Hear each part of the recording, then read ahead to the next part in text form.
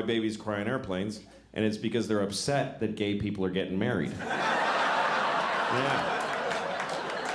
They're, like, really upset. Like, inconsolably upset. Honey, it's the country's changing.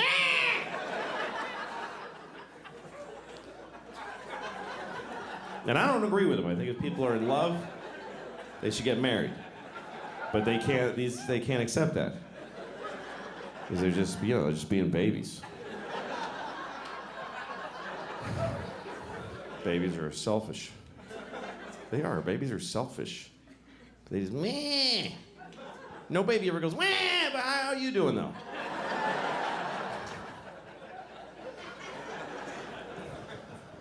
I have 2 daughters, and both of them at one time were babies, and I held them and they cried on planes. It's happened to me. I've had a baby on a plane. If you're ever, this is how selfish people are. When you're on a plane and you hear a baby crying, you think that's happening to you. You're like, oh, this is gonna ruin my flight. It's gonna ruin it.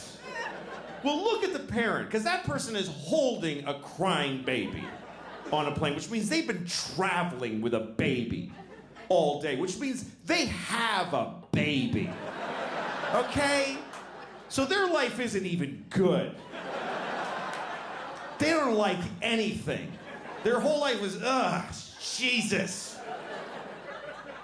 If there's any joy for them, it's that this is now bothering other people. Yeah, you listen to this shit now. Wah!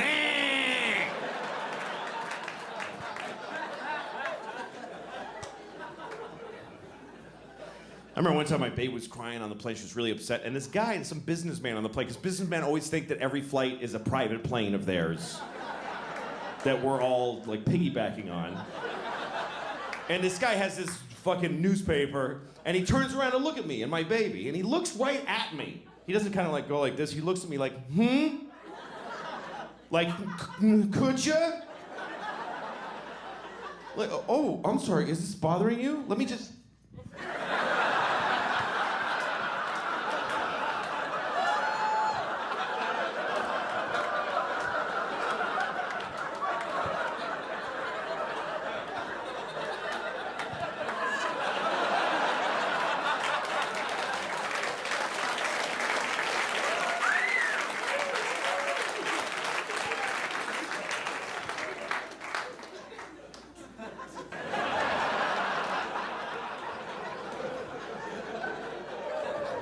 You can will a plane to the ground without a weapon or a threat. You don't even have to do that much. You could just sit there and just start going, down, down. Seriously, if you were on a plane and you just didn't stop saying down, down, down. Sir, is there a problem? Down, down. Fighter jets will appear. I mean, you'll go into the nearest airport. And then I guess you're in trouble, but what, they can't put you like in prison because you said down several times. They'd like bother you. Why'd you do it? Are you a terrorist? Why'd you do it? I just didn't want to be up anymore. Just didn't like it. I mean, I just said the word of the where I wanted to be. You didn't have to do it. It's just a suggestion. Jesus Christ. I was on a plane once and there was 2 babies on the plane. And other people. Wasn't just me and 2 babies. That would be weird. You get on a plane, there's just 2 babies.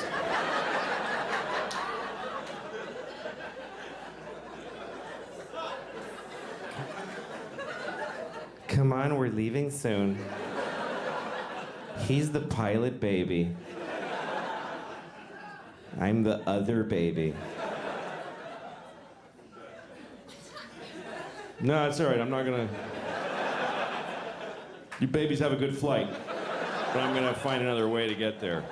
Yeah, I don't like the way this was. And I was like, ooh, okay. This is a crazy person. I mean, it's not a big surprise in New York. Then I heard it again. I was like, all right, I want to see the crazy person. Just want to take a look. So I look over, and it's not what I expected. It wasn't a big homeless guy with 2 sets of headphones that don't work or anything like that. It was a young woman. She looked like she was about 21. She's standing there. She's very kind of nice, properly dressed. She was very like Michigan-y or something. Very suburban-y, Michigan-y kind of thing.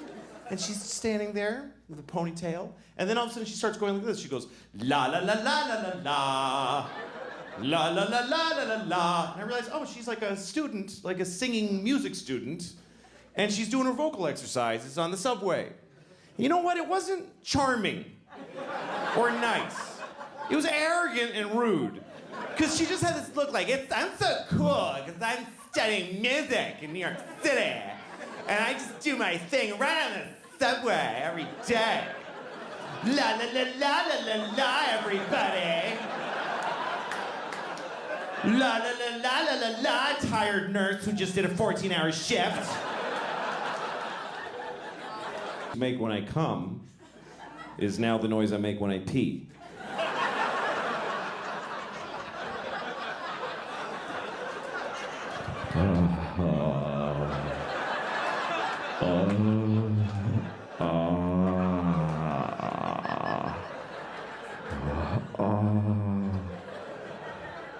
Take it all, bitch.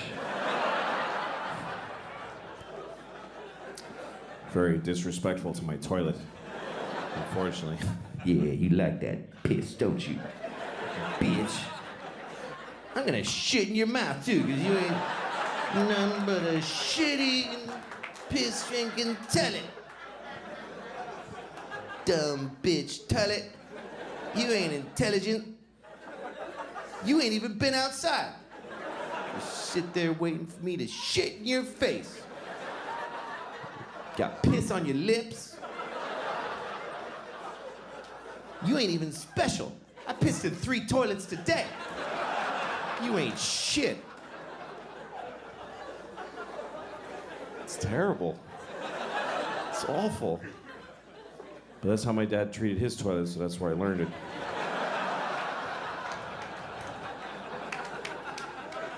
It's a shame. So that's the noise I make when I pee.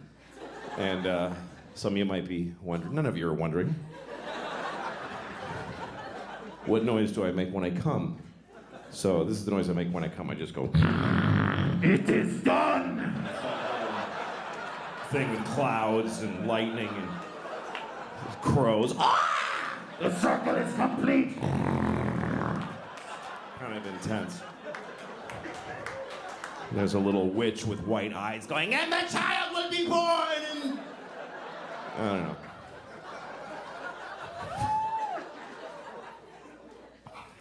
One time I was having sex with a woman. It was our first time having sex. Also turned out to be our last time. But I didn't know that. Anyway, I was gonna come soon, so I felt like talking about it. But I didn't know her very well. So it came out weird. I said, "Oh, I'm coming."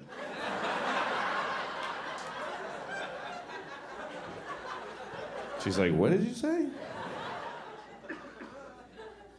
Because I was back there. That's why she had to go like this. What'd you say? What was that back there, Chief? What was that? Because I'm always back there. It's a weird thing to brag about. I'm always behind her. Every time. So they don't see me crying. It's weird having sex with a woman from behind because you don't know what's going on the whole time. And I get kind of paranoid. You know, the whole time she might be like,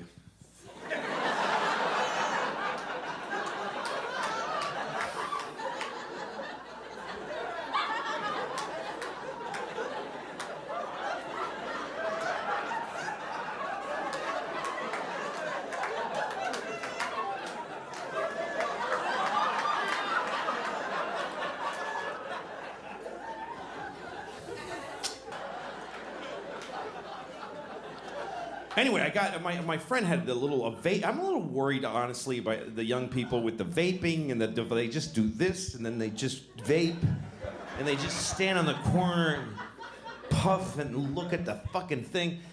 And I miss you. That's what it is. I miss you people. Because you used to stand around like this, and I get to go, fuck that one, and that was okay. But now I'm just looking at the top of people's heads now. But I didn't realize how, like, my friend, I have a younger friend who vapes, and she told me it's just to kind of, like, calm down. She's like, I barely feel it, you know? Sometimes it helps me sleep. So one night we're hanging out, and I'm like, I'm gonna go home and go to sleep. I mean, I'll just try it. So I took one little tiny hit. I was insane. I was completely insane. I was in my house. I couldn't even walk past the window. I had to go under the windows because I was afraid of the inside of my own brain. So I started texting people, just texting. I'm so high. I'm so fucking high. I'm so high. And I texted, to another friend. I'm so high. I want to suck the pot jizz out of my own dick and get higher. That's what I wrote. I'm not bragging. I'm just telling you that's what I wrote. And I sent it. And then later I looked at my text and I was like, I think I might have sent that to my 12-year-old daughter. I think it's possible. And I didn't, but I too easily could have. Now my kids are in my phone. There needs to be some very reliable firewall that says these numbers are much harder to text. That you can't just, whoops, traumatized her irreversibly. That you can go like, to write to these numbers, I have to solve the Hellraiser puzzle, and I have to, there's two guys with the keys at the opposite room that turn them at the same moment, and there's a warning, are you sure you want to send this picture of your pubic hair to your ex-wife's mother? That's how you want to break the silence 6 years since the divorce. This is my pubic hair. Look at all of my pubic hair. How have you been?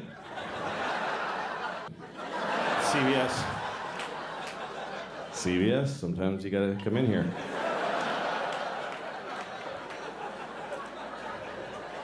Or else you gotta get your wart Band-Aids. And that stuff for your dry vagina. Dry vagina. I used to think it was called a vagina. I did because I grew up in Boston. And I don't know if you are familiar with, people call it the Boston accent. It's not an accent. It's a whole city of people saying most words wrong. It's just a stupidity in a massive region. Because my teachers, they teach you to talk like that. I had a teacher named Miss Doherty, but she thought her name was Mrs. Doherty. She mispronounced her own name. Miss Doherty. And she gave us sex ed. It was 5th grade. We had sex ed with Mrs. Doherty, and she's showing us the diagram. She's like, "This is a penis, and this is a vagina. Now, during intercourse, the man ejaculates sperm up into the vagina, and then later, a fucking baby comes out of the vagina. And sometimes it's retarded." This was the 70s. Teachers said retarded in Boston in the 70s. My daughter's retarded. She used to tell us every day. I have a daughter and she's mentally retarded. She's 35 and she lives in my house. She better be fucking retarded. I'm gonna stick her back up in my vagina.